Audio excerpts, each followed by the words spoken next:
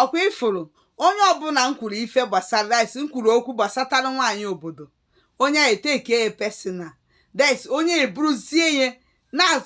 face etu ụmụ nwaanyị Igbo ịmanụ ife a m kwuru maka nwaanyị obodo a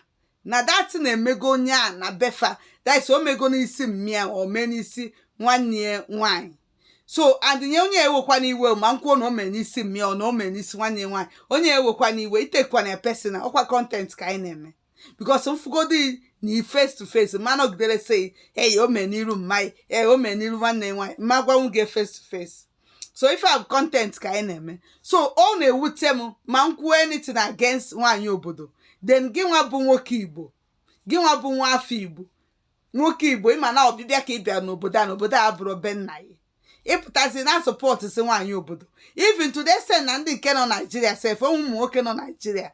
na ndị nkakwu nọ Nigeria ụmụ nwoke Igbo nọ na Nigeria fanọkwa obodo a na support kwa nwaanyị obodo ma mkpọ nwaanyị obodo afa because content na-eme n'ebe a bụ content ụmụ anụmanụ nwaanyị obodo ọfọ ka m ji eme content because yes akpọ m Facebook tasị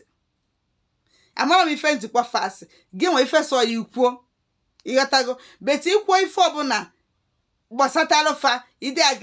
against nwaanyị Igbo mụnwa ikwuo na comment section nwekwere eme vidio mbufelu dati na ikwu to nwanne ya nwaanyị because ịmakwa ife na-amara anyị bet ife nna ya bụ nkwukwa anya itekwana ya personal na ife na-ekwukwa ife a bụ content ka m na-emekwa because ọmụnwa nwe platform ịma mbịa na platform nnukwu okwu ịkọba ndị nkwuru okwu maka fa na-abụrụ nwanne gị o iwere etufebere ụmụ nwaanyị Igbo o were etufetebere ụmụ nwa personal itufetere m all form of na itufetere ụmụ nwaanyị Igbo so ife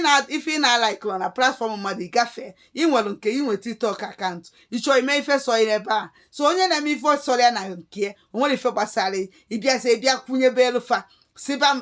what of gị nwa what of unu nwa what of unu nwa why na ịma na anụmanụ ụmụ nwaanyị obodo na n'iyi na fe nwere ọzụzụ obodo a na-etu ụmụazị ife obodo a na-azụ fast fa na-akpọkwurikwuri ịbata na befe ịlasị amafeela nwafa adịla amafe na alala nwa nwa na-ayọ ige lakwa onye nwa so idifo na-eme na be anyị alụ dị n'obodo a ọgwefe alụ dị n'obodo a pụrụ dọtị ekpodaz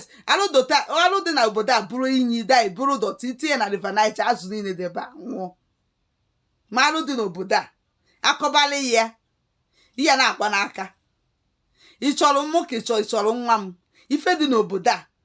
so nkwu okwu ndị obodo ị na-compare se ewute ndị be anyị ọ bụrụ na ịdị ife a na-eme na be anyị ọ nwebi 0.5% to compare ka o si eme n'obodo a ịbịazi bụrụ ya n'isi itekizie personal ịkọba nwaanyị Igbo mwerezie editi mbufeziere nwanne ya nwoke nwanne ya nwaanyị sorry mbufeli nwanne ya nwaanyị si nwanne ya nwaanyị ọmma gị inwe ike were personal si ọ kparịba m onwekwe na-akparị mmadụ na-akparị bi ebe a content ka m na-emekwa o mfu gị na ife makwa anọgidesi mmaghị nwa gị nwanne ya nwaanyị anụmanụ alagbagbu oyi onye oshi adị m akpọ mmadụ iyi in person ife a bụ content ka m na-eme so ngwa ikwukwa anya ngwa gị nwa ewekwana ya personal so onye ka si ka m drop the ka m menye explain ebe a because I found the reason why nwoke Igbo ya eji na support nwaanyị obodo to compare nwaanyị Igbo gị ị na-akwụnyere nwaanyị obodo bụ na ọ chọrọ igbu gị egbu nye bọtụl nwụrụ onwere ofu n'ime ifefa bụ Delilah onwere ofu n'ime fa fụị n'anya ifefa bụ Delilah because fama na akwụkwọ fa ka ịchọ iji akwụkwọ fa wee nọdụ n'obodo number 1 i were akwụkwọ fa nọdụ n'obodo iwe nwee ike were akwụkwọ fa nweta ife ịchọ and na ịnara obu ụnụ na ịya anụ nwaanyị ichara fa marọ fe wee nyụcha ya anya ichara gị na fa kwụ